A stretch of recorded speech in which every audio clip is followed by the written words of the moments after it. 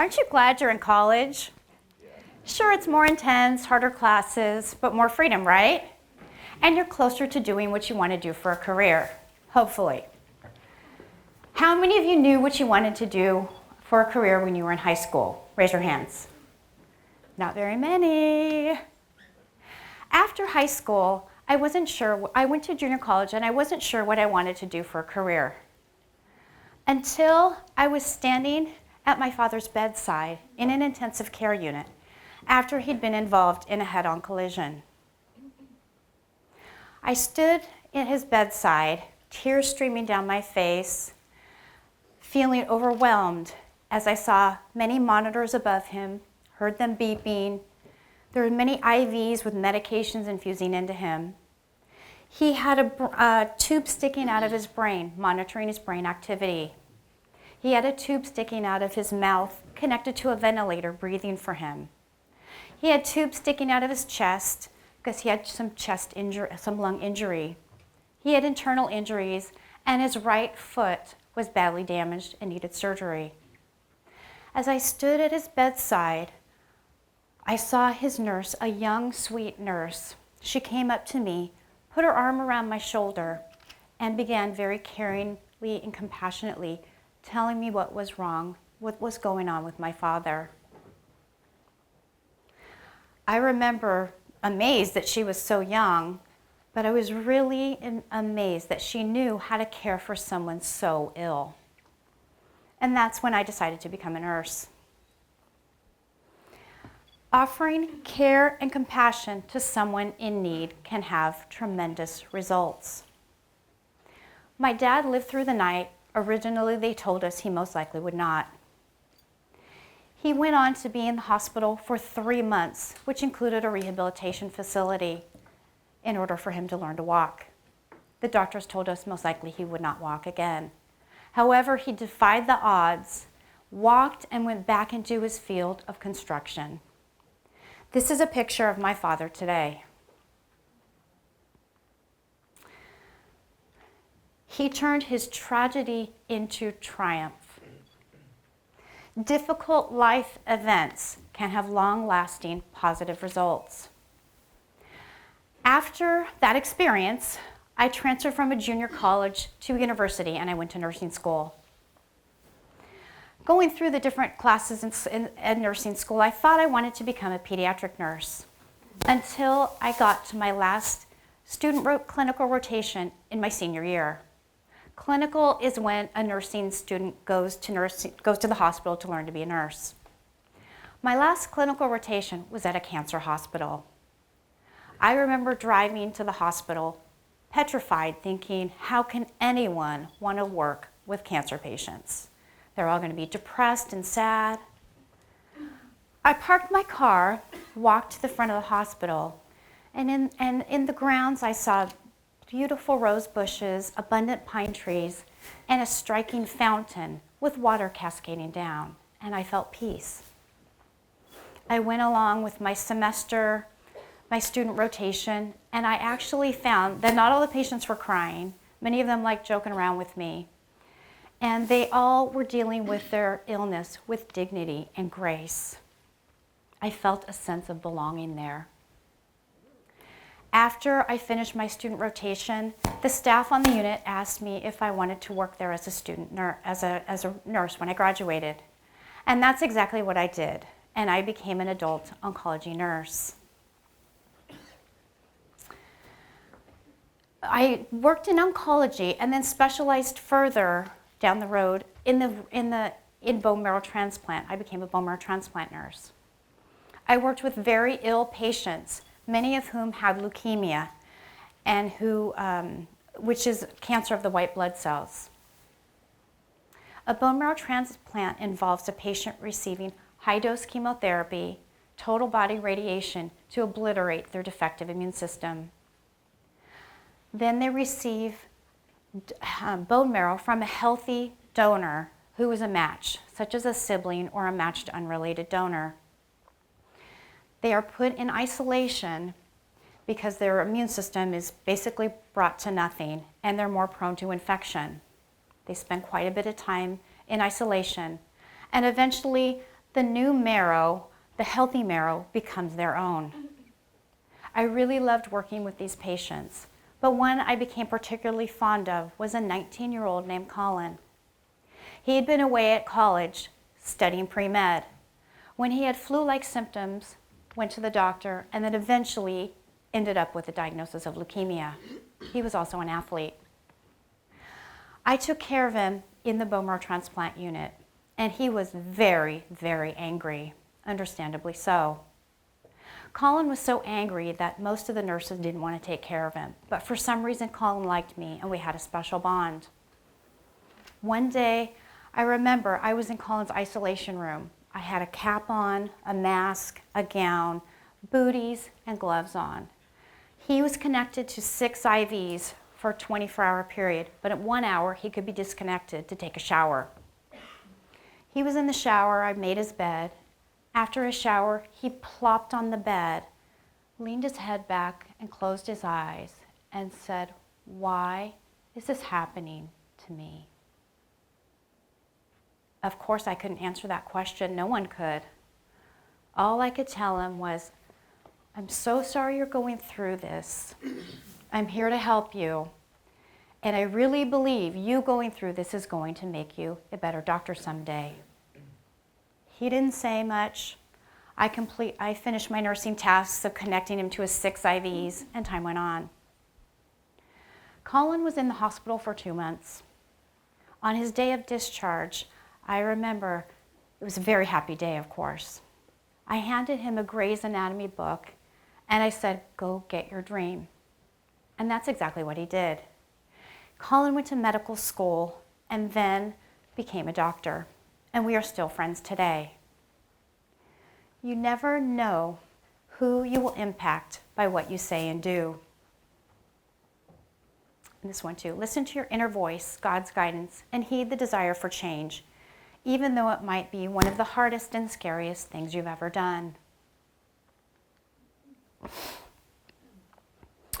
After that, I was in my 30s, and I decided to diversify my career. And I became a recovery room nurse and then an emergency room nurse. Everybody knows the ER is crazy and exciting, right? My social life was great as well. I was socially active, I was having a good time, I was athletic. I traveled different places in the world. One day I was getting ready for my ER shift, which started at 11 o'clock. I had done a spin class in the morning. I was in the shower, and I noticed a golf ball-sized lump in my left groin. Of course, I was startled. It didn't hurt. I went to got dressed, went to work, talked to a doctor there, and eventually went to my primary care physician and then a surgeon because I needed a biopsy. I was having other symptoms as well. I was having some night sweats, and I was tired, but I thought, of course I'm tired. I'm an ER nurse, right? The surgeon, my day of surgery, the surgeon did the surgery, and I remember waking up and looking at his sad face. And he told me that I had non-Hodgkin lymphoma, which is cancer of the lymph nodes. I was devastated. I had been shot down by the enemy of cancer.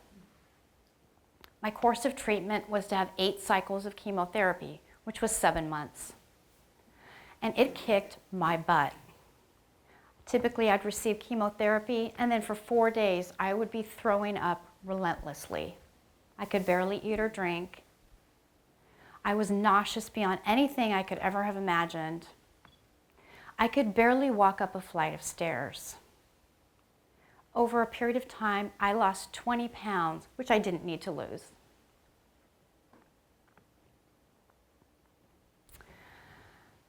I remember one day looking at myself in the mirror. I had a portacath, which is a catheter that they access in order for me to get the chemotherapy treatments. It was silver dollar size, stuck out about 2 inches, and it was underneath my skin. I was bald, of course. I had dark circles under my eyes, and I thought, why is this happening to me? This is a picture of me as a nurse in the ER and 4 months later as a cancer patient. Going through what I was going through, of course, I knew, who did I need to call? Colin. I remember calling Colin on the phone. Guess what? Your nurse has cancer. I heard nothing. I heard silence on the other end. He was shocked. Then he went into immediate caring mode. He said, you can call me even if it's in the middle of throwing up. Colin came to visit me. We sat on the couch watching TV. He brought me popsicles because I couldn't really eat. We ate popsicles. And we talked about the hells of chemotherapy. I had many people cheering me on, but Colin was different.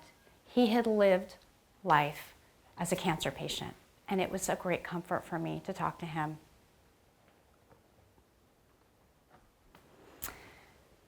Time went on.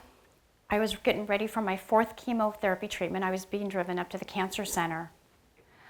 I became so anxious that I was shaking, crying uncontrollably, and dry heaving, knowing what I was driving toward was going to make me so ill. I had never been like that before. I was never an anxious person. I remember walking into the chemo room. My nurse sat me down. She handed me a Valium, which I took.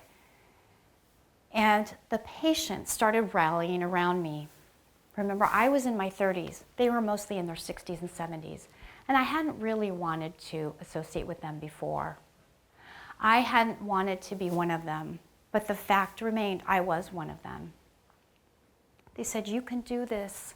It's okay. We've all been there. After this is the last time one of the last times you have to go through this. I thought it odd, strange that after so many years I had helped cancer patients, now in my desperate time of need, they were helping me in my time of misery. I was very grateful for them. I finally got to my 8th and final chemo treatment, which I was overjoyed to get to. The next day, I looked out my bedroom window and I saw a double rainbow. And I thought, for me, that was a sign from God that times were going to be better.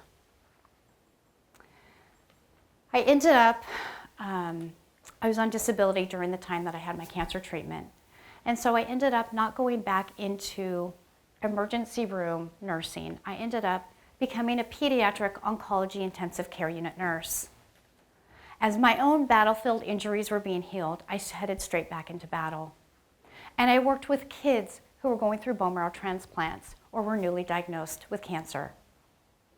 One day, I was admitting a new diagnosis non-Hodgkin lymphoma patient. He was a young boy.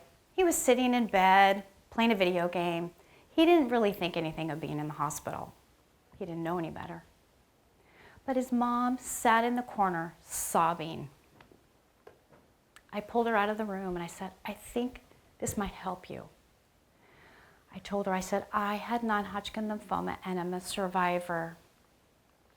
Her face softened, her eyes grew wide, and she said, before today, I never had even heard of this disease, and now my son's nurse had it and is a survivor.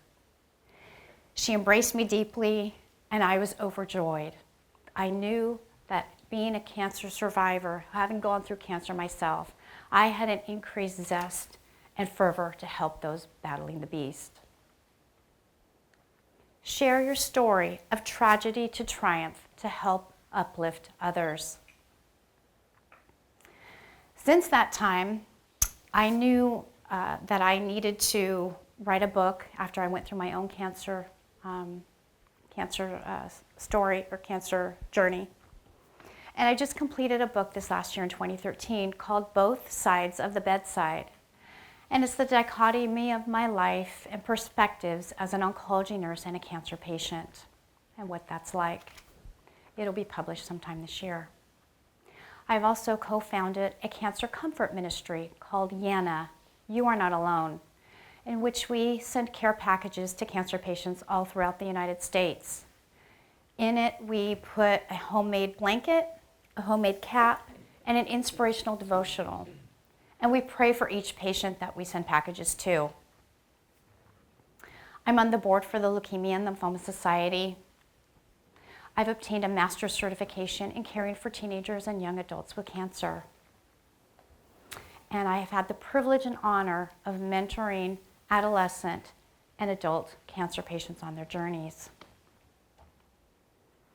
Remember my dad's nurse? She will never know that the 15 minutes of care and compassion she showed me impacted my life so greatly. I am truly grateful for her and for all the people that have helped me on my journey.